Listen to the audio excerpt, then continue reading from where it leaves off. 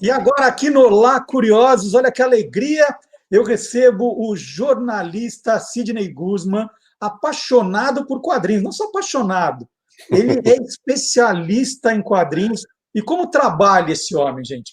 Ele é editor do site Universo HQ. Uhum. E quanto tempo já? Isso já, ó, 21 anos, Marcelão. Começou dia 21 5 de anos. janeiro de 2000. E faz no canal do YouTube também, do Universo Sim, HQ, com 10 mil seguidores. Negócio sim. fantástico, faz umas lives incríveis. Tem o podcast Confins do Universo, que já está no Também. programa 130, gente, olha só. Né? Ele Já fala tem muito de história, quadrinhos, viu, Marcelão? já tem história, hein? Oh, E oh. se isso não bastasse, ele ainda trabalha, gente. Ele trabalha como editor dos livros e das graphics da Maurício de Souza Produções. É E isso quem aí. tem a chance aí de ser amigo do Sidney sabe que ele virou praticamente a memória viva do estúdio Maurício de Souza. Ele foi pesquisando, conversando, então hoje ele conhece histórias que poucos fãs conhecem. Sim. Sidney, bom dia para você, tudo bom? Bom dia, Marcelão. Prazer estar contigo, ver você mesmo que virtualmente. Afinal de contas, continuamos nos cuidando, né? Logo estaremos de volta às padarias. Logo, Fica logo a gente se tranquilo. encontra nas padarias dos bairros aí. Eu e o Marcelo, a gente sempre se encontra nas padarias. É sempre na É, padaria. é isso E a mesmo. gente reclama quando o doce é pequeno, né, É Sidney? verdade, é verdade. E A aí a gente não quer gente. docinho, a gente quer doce. Exatamente. E ó, se eu não estou enganado, a primeira vez que eu te entrevistei foi por causa desse livrinho aqui do Hanna-Barbera, não foi? Foi, eu acho que foi sim, Marcelão, que eu escrevi esse livro para a Editora Abril, acho que 2004, 2005. É, Aí logo depois eu também lancei um especial da Mundo Estranho, que era Curiosidades da Copa do Mundo, de isso. 2006, que a gente achava que a gente ia ser, que a gente achava que a gente ia ser hexa, Ó, né? você novinho aqui, Olha ó. lá, cabelo preto, olha lá, que beleza, ó. Isso O aqui quando ele cabelo trabalhava preto, menos. não é? Aí eu lembro que quando o Marcelo me entrevistou ao vivo, imagina, ao vivo na Bandeirantes e tal, o Marcelo falou assim, então, se não, canta aí o tema do Manda-Chuva. Eu falei, puta, não me ferra, né? Que eu tinha pesquisado, mas cadê que eu lembrava de cabeça, né? Aí eu, não, ainda achei a página e cantei, ao vivo cantei o tema do Manda-Chuva. Foi muito, muito legal. E Muito agora eu bom. estou lá no Maurício desde 2006. Eu nem me sinto muito confortável em dizer que eu sou a memória viva, porque tem dois roteiristas lá que são muito, muito meus parceiros nessa história. Eu quero deixar aqui o crédito e o abraço para eles, Marcelão. É o Flávio Teixeira de Jesus e o Paulo Beck. Esses dois também são arqueólogos mauricianos que me ajudam muito nessas pesquisas. Sim, mas ó, cada um sabe um pouquinho. Você conversou com os dois, mais o que você aprendeu, e você concentrou tudo. Então você é o que sabe mais, Sidão. Eu sou o que bota, eu sou um megafone, né? Eu sou o que espalho. Bom, ó, eu falei de toda a sua ficha aqui, só não falei que você é corintiano também, igual o Eu não, Cascão, né? eu não sei do que eu estou comemorando, mas tudo bem, né? Fazer o quê, né? Eu acho que esse ano vai ser triste para nós, mas tudo bem.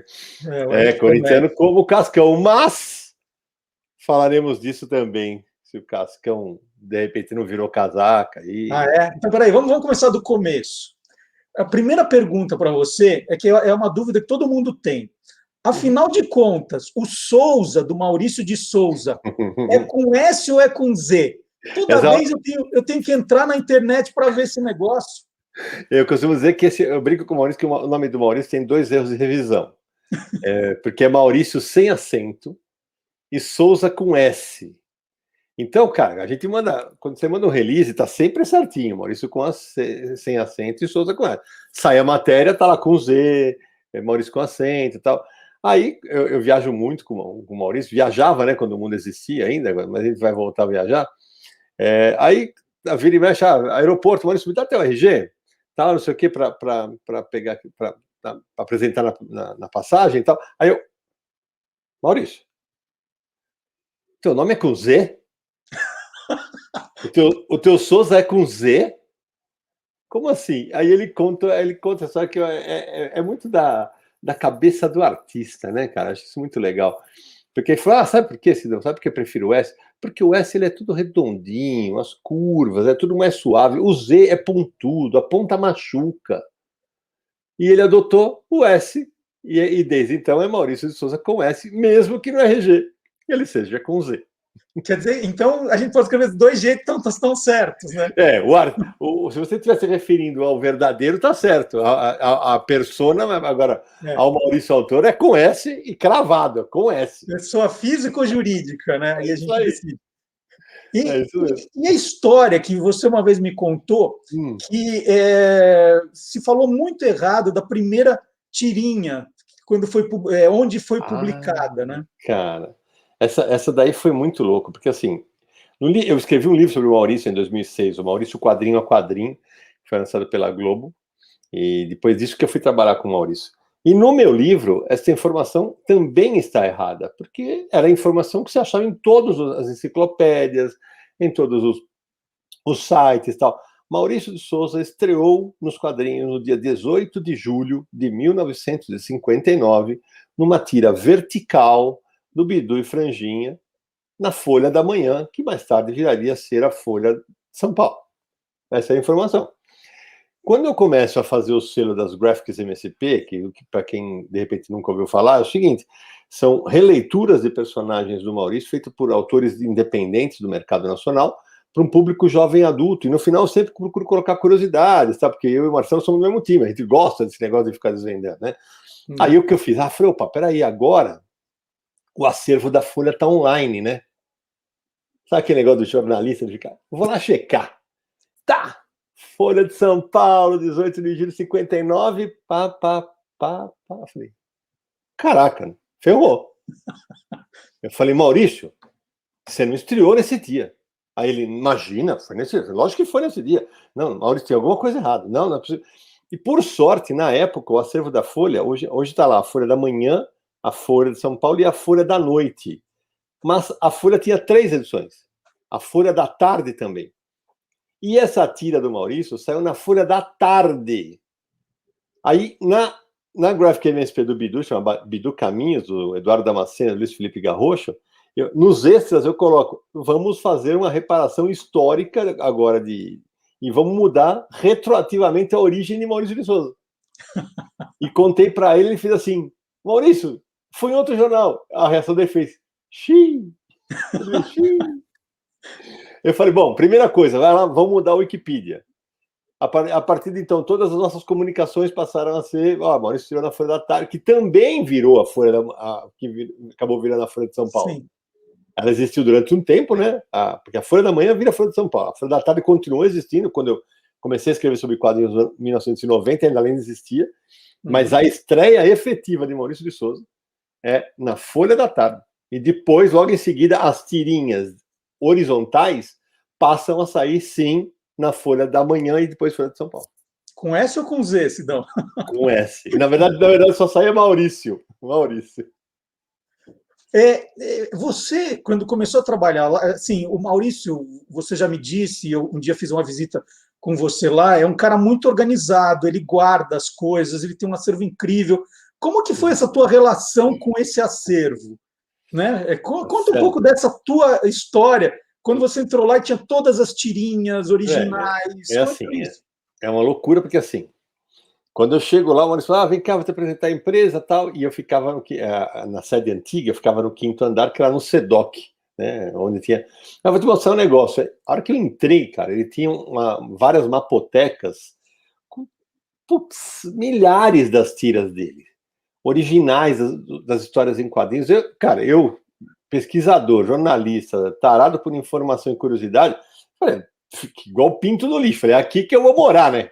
É aqui que eu vou morar, porque eu comecei a desenvolver produtos com caráter histórico, e aí eu falava, bom, aqui é a minha chance de cruzar a informação, checar uma informação ali, e ainda assim tem horas que a gente é um processo de arqueologia constante. Eu já mudei algumas origens de personagens, inclusive, que a gente vai falar daqui a pouco, em pesquisas recentes. Eu falei, mas quando eu cruzei a informação, eu falei, pera, aqui tem gato. Eu falei, não, aqui tá errado. E aí então para mim foi uma delícia. Por exemplo, hoje o acervo da MSP, certamente por parte da empresa, não está mais aberto a todo mundo. Então, por exemplo, agora tem um pessoal de biblioteconomia que toma conta, tal. Se eu precisar de alguma coisa, eu falo, eu quero a tira do dia tal, a revista tal, para ninguém ir lá ficar manuseando, tal, porque existia esse risco, né? Nem todo mundo era cuidadoso como eu. Então vamos falar dos personagens, mas vamos Vamos, controlar do curioso, né? vamos. Tem aquelas coisas que a gente já sabe. Ah, a Mônica, baseada na filha do Maurício, hoje trabalha lá. Não, eu queria coisa que só você conhece. Você, o Uhum. Flávio e quem que eu... E o Paulo E o Beck. Paulo. Só que você, o Flávio e o Paulo conhecem. Ah, tem algumas, viu? Tem algumas. Vamos começar pela Dona da Lua, né? Pela Dona da Lua, né? A Mônica, né? Por exemplo, porque a Mônica, quando ela surge, Marcelão, é muito comum, mas é muito comum você achar matérias que dizem assim: ah, a Mônica, quando ela surge, tem uma tira clássica, dia 3 de março de 1963, a estreia dela. Ela bate no Cebolinha, ele tá andando meio fio e leva uma coelhada. Aí logo depois, ela volta a aparecer e é divulgada a informação. A Mônica, quando surgiu, era irmã do Zé Luiz. O Zé Luiz era um menino mais alto, de óculos grandes, né? Uhum. Que daqui a pouco tem outra curiosidade sobre ele. Ela era irmã do Zé Luiz. E isso também a gente comprou essa ideia tal, e todo mundo divulgava isso. Até que, de novo, vai ser um amigo aqui fazendo uma Graphic MSP e tal, eu e o Flávio mexendo nas coisas a gente fez uma coleção da Salvati, que vinha umas estatuazinhas muito bonitinhas e tal. E a gente descobriu que a história não era bem assim. Originalmente, essa tira em que seria citado que a Mônica era irmã do Zé Luiz, ela sai no dia 10 de março de 63.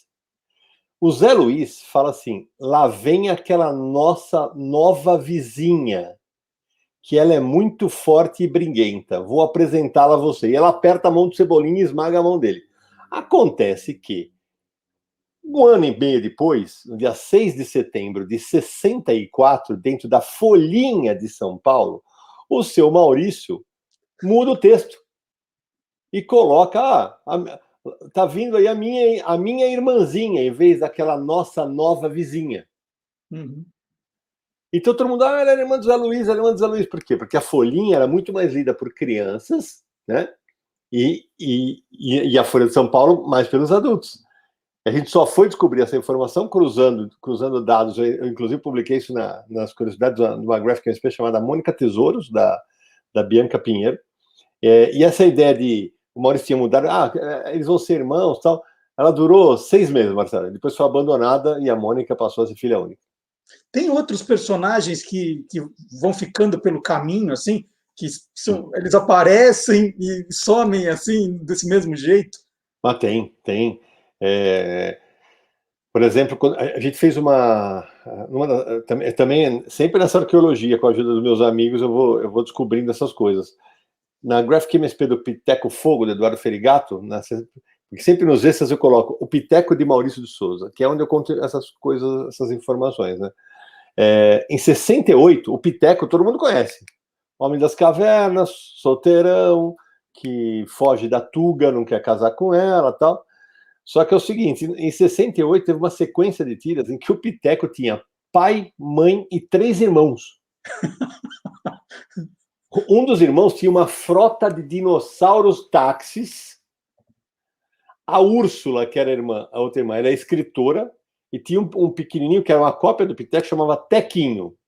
Uhum. Todos eles foram esquecidos com o tempo, foram abandonados com o tempo, e nunca mais falou nisso. Mas, assim, é muito curioso, porque essas idas e vindas dos personagens vão acontecendo com alguma frequência. E, assim, aí você fala assim, mas por quê? Porque o autor decidiu mudar. Uhum. O autor decidiu mudar. A gente sempre fala, na Turma da Mônica inteira, Marcelo, inteira, a gente vai ter famílias que têm irmãos, vamos ter o Cebolinha, que tem a Maria Cebolinha, vamos ter o Chaveco, que tem a Chabel, e vamos ter a Tina, que tem o Toneco. Os mais novos falam assim, quem? Toneco? Pois é, a Tina, quando surge, ela era uma hippie, ela era uma personagem hippie, ela usava aquele medalhão, o visual era muito diferente e tal. Ela era baiana, ela e o Rolo eram baianos, né? E ela surge como coadjuvante das histórias do irmãozinho dela chamado Toneco. Só que o pessoal se encanta com uma personagem mais adolescente e tal, e ela vai mudando, ela vai tomando espaço. O Toneco hoje praticamente não aparece, né? Eles tinham, por exemplo, a família deles tinha um personagem chamado, um papagaio que chamava Palestrino. Então é para ver como as criações novos contornos e vão mudando com o tempo. Isso é um grande barato do quadrinho em geral, mas no Maurício, acho que até porque ele tem muito, mas muito personagem, isso aconteceu demais. Falei da Mônica agora há pouco, tem uma que eu adoro contar essa história, porque nem todo mundo sabe. A Mônica, durante muito tempo, o coelho dela não teve nome. Todo mundo sabe, não, é o Sansão. Não foi o Sansão, é Sansão. Sansão para quem é mais novinho, né? Mas demorou para ele ser batizado, cara. Ele demorou um bocado para ele ser batizado. Ele foi batizado em 83, em setembro de 83. 20 anos depois que ele apareceu a primeira vez. Teve um concurso nas revistas no Brasil inteiro. E na revista Mônica 161 da Abril, o nome foi dado por uma leitora, deixa eu ver se eu acho o nome dela aqui, por uma leitora chamada Roberta Fati Carpi. E quando a Mônica fez 50 anos, em 2013, 30 anos depois, eu promovi o encontro do Maurício com essa menina, que hoje é adulta, tem filhos, né? Ela visitou a MSP, foi um grande barato. E já que eu falei de Sansão, Marcelo, tem duas que eu acho sensacionais. Tem uma tira de 8 de outubro de 64, que a Mônica fala assim: poxa, coelhinho, você está feio mesmo, hein? Quem sabe se eu tirar este tijolo de dentro dele? Ela batia nos moleques com um tijolo dentro do Sansão, velho. Um tijolo. Então, dentro do Sansão já morou um tijolo. E em setembro de 70, na revista Mônica 15, da editora Abril, tem uma história chamada A Ameaça do Coelhinho. Dentro do coelho passa a morar um gnomo. Um duende, cara. Um duende. E que ele ia lá para ajudar a Mônica, para que ela não fosse tão vítima dos meninos. Pumba, tinha um duende. Então, quer dizer, as histórias dos... Mas podia ser pior, podia ser uma bigorna, né? Então, né? Vai vendo, né?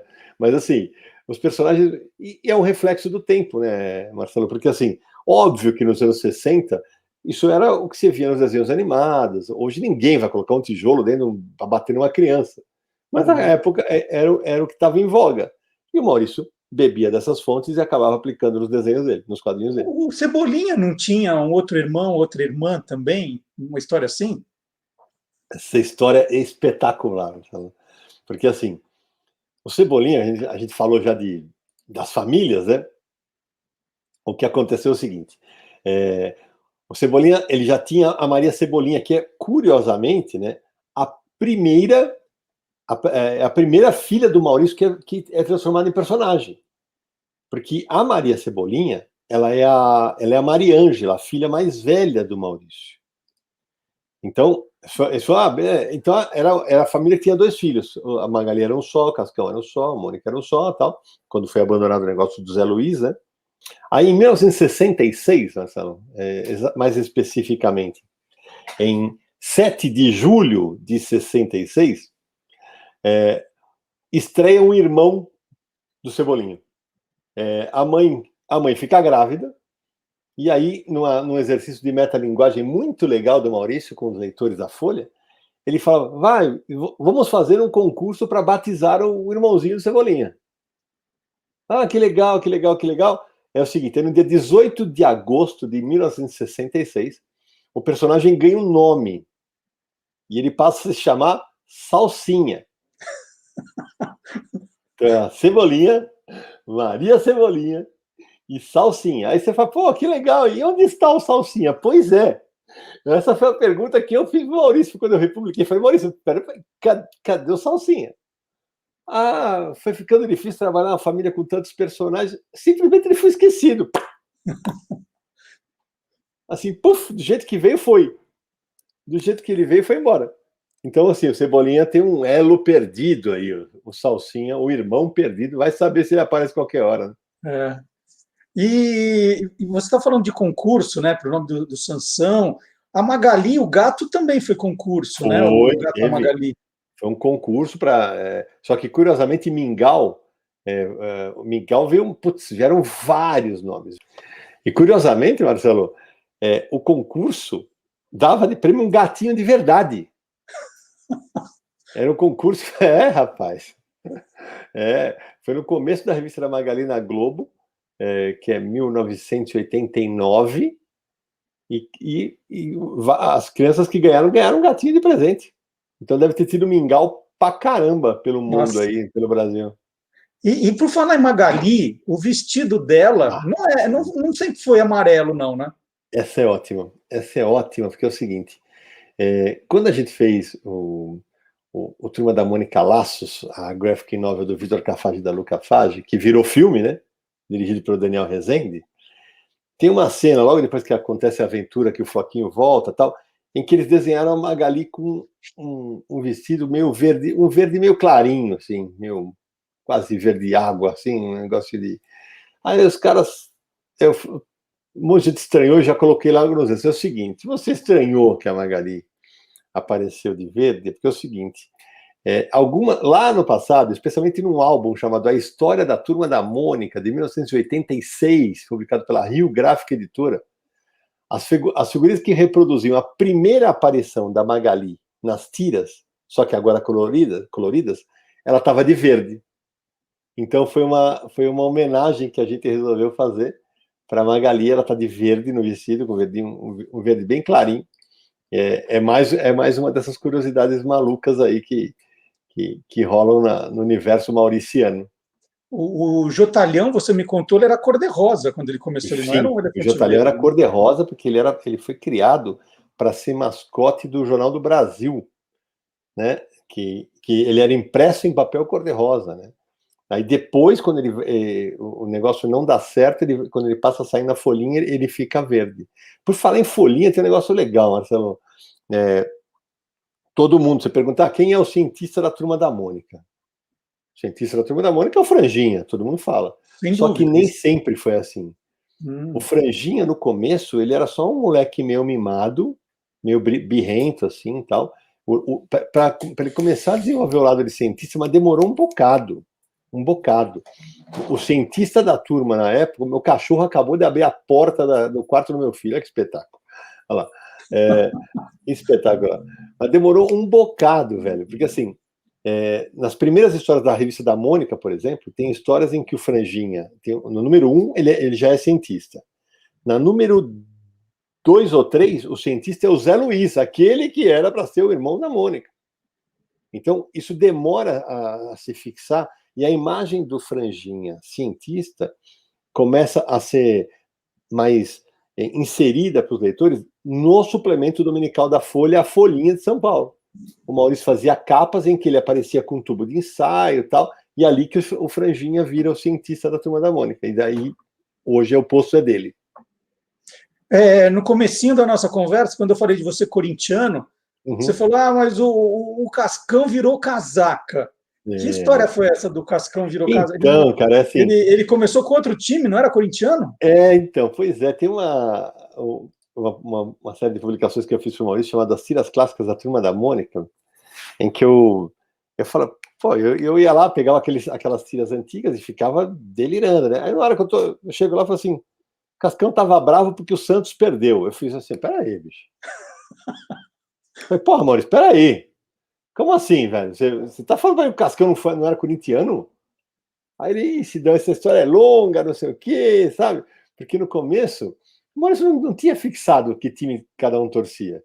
Então, pintava uma oportunidade, que era naquela fase que o Santos ganhava tudo, né? Aí ele pegou e colocou o Cascão, como o Cascão se efetiva com o corintiano no período da fila, que vai acabar em 73. Tem até uma história clássica aí. 77. Desculpa, em 77, que eu falei bobagem, em 1970, vou repetir. No período da fila, que acaba em 1977, né? E tem uma história clássica que o Maurício promete numa tira que se o Corinthians saísse da fila, o Cascão tomaria banho. E aí o Corinthians bate a Ponte Preta, e aí agora vai, aí o Maurício para falar bonito, ele tergiversa, ele fala, não, se o Cascão for mergulhar no rio, ele vai acabar poluindo mais o Rio Tietê, deixa isso para lá, não sei o que e tal. E aí, ali ele virou corintiano. E nessa época o Maurício começa a definir. Então o Cascão era corintiano, o Cebolinha era palmeirense, a Mônica São Paulina e a Magali Santista. Porém, há histórias em quadrinhos em que o Cebolinha aparece com a camisa do São Paulo e com a bandeira do São Paulo. Isso demorou para se fixar. Agora hoje não. Hoje cada um é o mascote de um. Mas é assim mesmo, criança demora às vezes para escolher. É isso. É exatamente isso. E você sabe, Marcelo, porque assim, por falar, né, quando a gente fala você fala, não, poxa, você acabou de falar do banho, não sei o quê. Esse ano aqui teve um negócio que muita gente falou, muita gente boba, né? Ai, acabaram com a minha infância porque o Cascão lavou a mão na campanha da pandemia. Gente, não foi a primeira vez que o Cascão tomou banho, tá? Só para vocês saberem, tá? E foi a minha reação também quando eu estava editando um desses livros clássicos de tira. No dia 12 de maio de 64, é publicada uma tira na Folha em que o Cebolinha fala assim, é você, Cascão? Mas você está limpo. Aí ele fala com o balão, tá como se ele estivesse chorando, o balão tá derramando lágrimas, assim. Eu tomei banho no domingo passado. Mas como? Quem obrigou você a fazer sacrifício? A mamãe. A mamãe não quis nenhum presente no Dia das Mães. Só pediu que eu tomasse um banho e ela merece. Olha só. Então o Cascão aparece limpinho, de banho tomado. E antes disso, por exemplo, nos anos, acho que em 83 ou 84, teve uma enchente enorme em Santa Catarina. O Maurício desenhou o Cascão com a água por aqui, carregando comida para levar para os desalojados, desabrigados, sabe?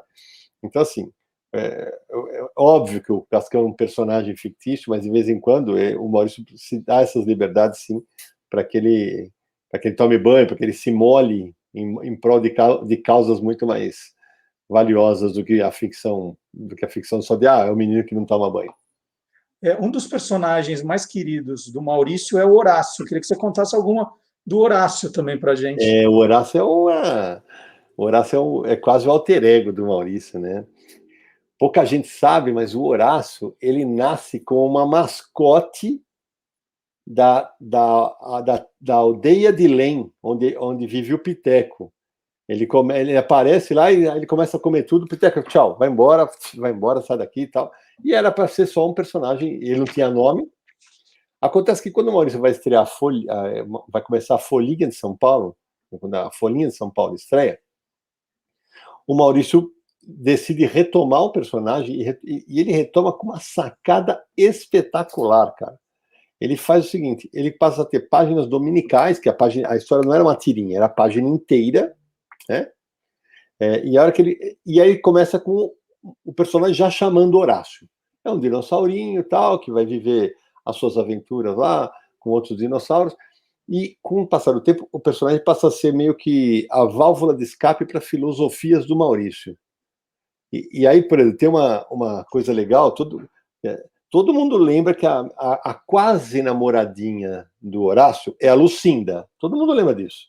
Aquela dinossaurinha cor-de-rosa, que tá sempre querendo ser, e o Horácio saindo pela tangente e tal. Não sei o quê. Na primeira aparição da Lucinda, no dia 19 de abril de 1964. Ela é desenhada, mas você não sabe que é ela, porque ela não tem nome, não aparece, não teve nome.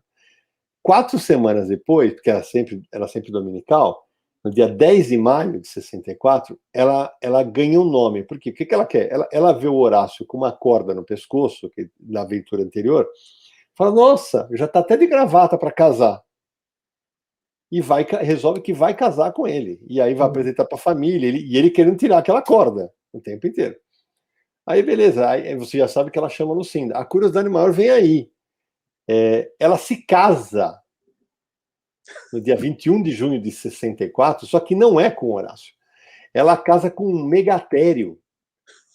Ela casa com um megatério, aí termina o Horácio, que pena que não pode ficar para a festa, e vaza. Aí você fala, beleza, uma personagem que entrou e saiu. Só que daqui a pouco a Lucinda volta solteira, interessada no Horácio, e esquecemos o megatério.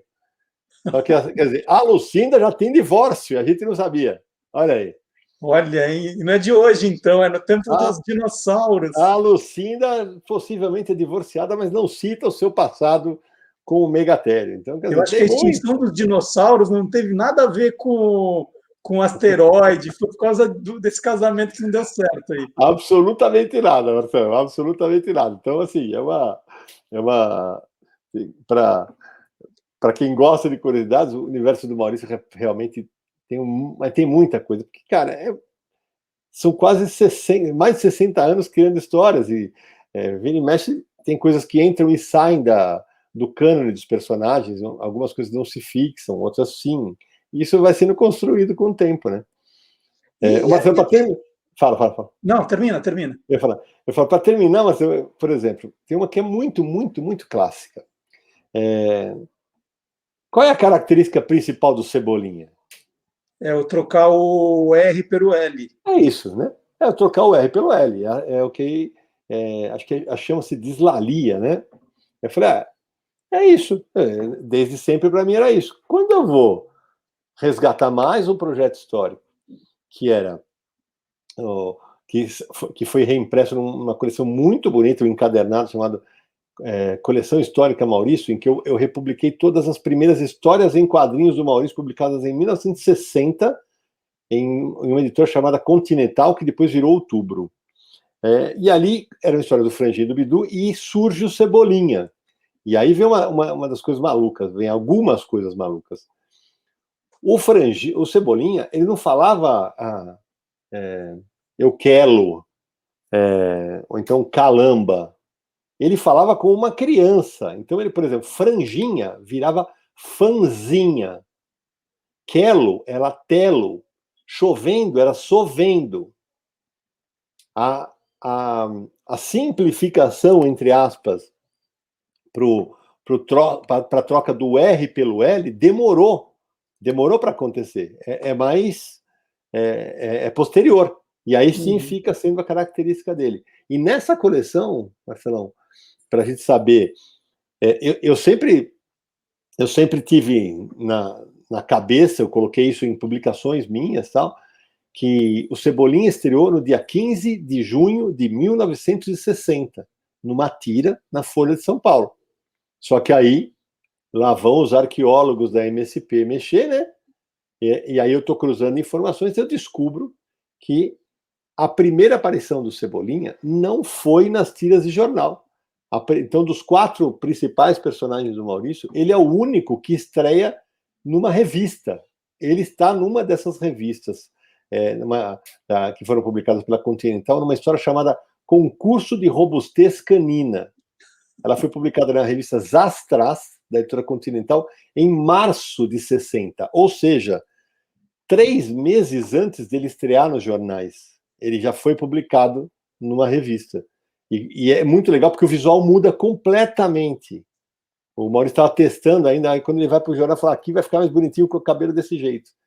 Então, assim, esse ir e vir de origens, essas ajeitações retroativas, fazem parte do nosso dia a dia lá no bairro do Limoeiro. E só para terminar a nossa conversa, vamos falar só do filme, né? O Laços, você citou agora, foi um filme marcante para todo mundo, né? Pegou, assim, me pegou meu filho, pegou minha mulher, pega todo mundo, é muito emocionante, né? Você vê os personagens em carne e osso, né? O live action. Como é que está o próximo, né? A pandemia deve ter bagunçado tudo, né? Marcelo, a gente teve uma sorte e um azar, né, nessa história da pandemia. Eu já explico por quê. Bom, primeiro falando do Turma da Mônica Lasso, foi um sucesso gigantesco, né? O Vitor e a Luca Fage, 2 irmãos mineiros talentosíssimos que eu convidei para fazer essa Graphic MSP. Por que deu tão certo? Porque eles têm a essência dos personagens. Eles são muito leitores de Turma da Mônica. Aí você pega a essência do personagem do Maurício e coloca numa história que é longa, que é uma coisa que a gente não tinha, né? com aventura, com mistério e tal. Aquilo rendeu e conquistou milhões e milhões de espectadores do Brasil inteiro. E como os dois fizeram uma trilogia, Turma da Mônica, Laços, Lições e Lembranças, a primeira coisa que ele falou, pô, peraí, né? Aí, o Lições terminou de ser filmado em fevereiro de 2020, antes da pandemia começar. Ele está todo filmado, ele já está todo editado, a gente já assistiu. O filme é espetacular, espetacular. O pessoal pode se preparar para muita emoção no filme. Só que aí, vamos estrear em julho? Não dava por causa da pandemia. Vamos estrear do ano passado. Vamos estrear em dezembro? Minta, vou repetir. Então, vamos estrear em dezembro de 2020, que era a data prevista? A pandemia não deixou. Vamos estrear em julho desse ano? A pandemia não deixou. Então, a estreia está prevista para dezembro de 2021. Né? Mas e agora? As crianças cresceram. As crianças cresceram. A vida real. A hora que as crianças aparecerem na pré-estreia, o pessoal vai levar um susto, porque foi gravado 2 anos antes. Então agora vem o Lições. Vem o Lições. O Lembranças ainda é uma incógnita. Inclusive, eu estou com a camiseta aqui com o Gabriel, aqui, ó, que faz o Cascão. Gabriel Moreira. E no primeiro, nós tivemos a sua participação especial, né? Aliás, eu nem sei como você não concorreu ao Oscar. Nem eu, cara. É uma injustiça, velho. Uma injustiça total. Putz, cara. E agora você... Qual que foi o seu papel no Laços? Não sei de nada. Vou repetir, peraí. Vou repetir. No Laços eu fui o florista. Eu sou o florista que está vendendo flores para o Vitor e para a Luca Fage, que são os autores da obra. E agora, no Lições, teremos essa participação? Não pode falar. Eu não estou ouvindo nada. Caiu. Eu acho que agora, depois daquela cena, você ganhou o protagonismo. Você deve ser o vilão. Eu acho uma injustiça realmente não ter sido nem indicado ao Oscar de melhor coadjuvante, a participação de 5 segundos, mas, Marcelo, foi muito curioso, Marcelo. Quando eu levei minha mãe ao cinema, eu só fiz assim, mãe, é agora, mas fica atenta, porque é muito rápido. É muito rápido. Aí, papum, apareci, ela... Já foi? Eu falei, Não, né? Você resolveu cutucar sua mãe para falar que era a tua vez, né? Quando você não vai aparecer virou... mais?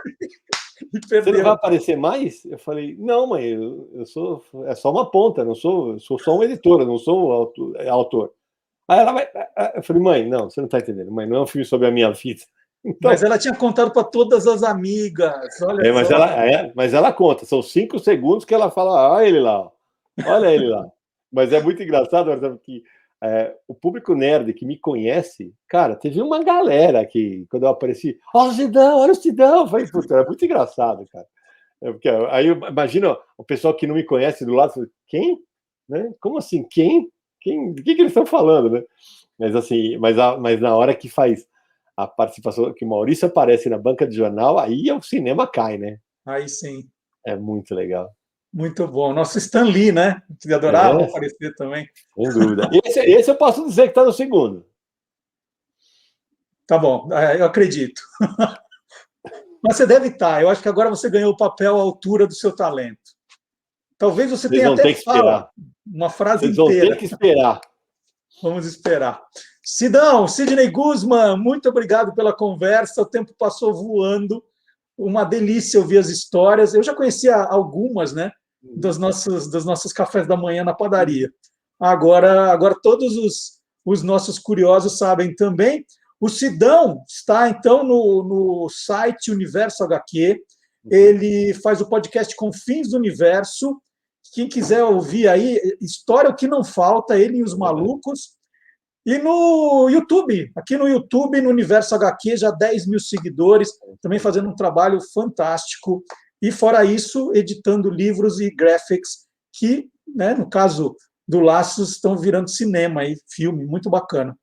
Grande abraço para você, muito obrigado aí pelo seu tempo, viu, Sidão? Valeu, Marcelão, foi uma alegria estar com você, como eu falei, mesmo à distância, matando um pouco de saudade das nossas conversas, e para todo mundo que curte quadrinhos, os endereços que o Marcelo passou aí, ó, e detalhe, a gente fala de quadrinho não só para quem é entendido de quadrinhos, que a gente quer trazer mais gente que quer descobrir esse universo. Então, obrigado, Marcelo, pelo E convite. muito a parte histórica, né? Não é Sim, só... sim, muito. Vamos ficar falando da cor do quadrinho. É história total, é pesquisa. Sim, a gente tem programas com história de personagem, a gente tem programa, por exemplo, que a gente explica como é que é a tradução de quadrinhos, como é que é a revisão de quadrinhos, como é que é a colorização de quadrinhos. Então a gente vai esmiuçando as etapas de produção para justamente abraçar um público. A gente tem muito essa preocupação de, para quem não é um leitor habitual, para que a pessoa entre nesse universo e fique conosco, porque hoje tem, como eu sempre falo, existem quadrinhos para todos os gêneros, bolsos e idades. Então, todo mundo é muito bem-vindo. Muito legal. Sidão, muito obrigado de novo. Em breve, então, Sidney Guzman no filme Lições e em breve na entrega do Kikito também. E nós vamos agora chamar, já que está nessa linha de quadrinhos, nós vamos chamar o Silvio Alexandre. É hora do nosso Universo Fantástico. Valeu, Sidão. Um abração. Valeu, Marcelão.